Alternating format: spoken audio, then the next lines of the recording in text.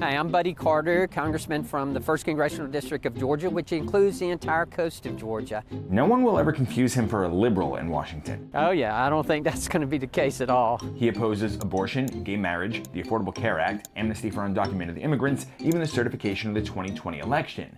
But there's also this. Climate change is real, and I believe that. Carter's conservative, but his district, 100 miles of the Georgia coastline, is sinking into the ocean.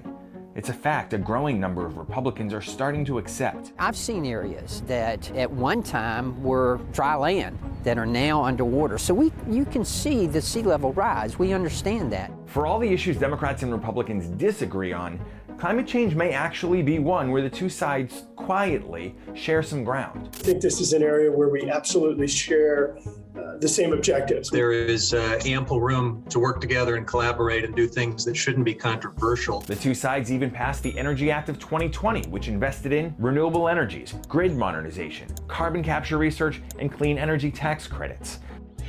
Sea levels are rising, and so are we. Not nearly enough for progressive Democrats who are concerned future generations will pay the price for anything short of dramatic, immediate action on climate.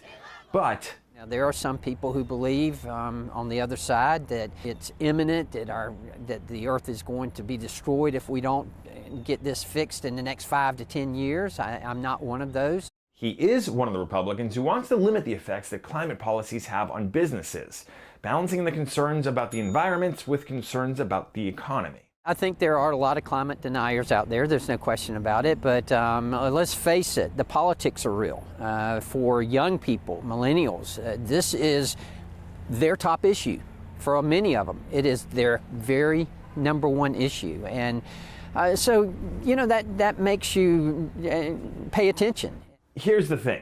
While Republicans are learning it's good politics to be progressive on climate, they're still super hesitant to take the lead on it. I was ghosted by a lot of conservatives in Congress. Why is it so hard to get some of them to talk about it then? Well, you know, you will have to ask them that. I would. They don't return my calls. Well, and nor did they return mine whenever we're talking about this issue. It's also frustrating for the young conservatives trying to reshape the GOP. My level of frustration is, if we had to rank it from like a 1 to a 10, I'm probably at about a 12. It was not great to have the Republican president saying that climate change was a Chinese hoax. That was really frustrating. Well, it's a hoax. I think the scientists are having a lot of fun. My name is Quill Robinson. I'm the Vice President of Government Affairs with the American Conservation Coalition. I'm Mariana Mancuso, and I'm a spokesperson for Republican EN, which is a conservative climate solutions focused organization. As conservatives, just because we are on the right side of politics doesn't mean that we don't want to find common sense solutions to overarching problems. More Republicans are buying in with trepidation. It goes back to this idea of balancing economic prosperity and environmental sustainability. And I think that the way that this conversation has been framed for a while is that you have to pick between those two. And that's simply not the case. Many in the GOP have embraced expanding wind and solar energy, conservation and forest replenishment, carbon capture programs, and incentives for private companies to make greener choices. But partisanship continues to get in the way of progress. Anytime the liberal left talks about the Green New Deal, the Republicans shut down, right? Green New Deal, Green New Deal, Green New Deal, Green New Deal, Green New Deal, Green New Deal. We all know that whenever there's a disagreement, even in our own lives, if you say something that is not counting the other person, it shuts down the lines of communication. La la la, la la la, la la la. Whether you think the Green New Deal is the solution or not, why are we waiting around for a Green New Deal? The fact is that the Green New Deal is a resolution and it does not have a path through Congress to become a law.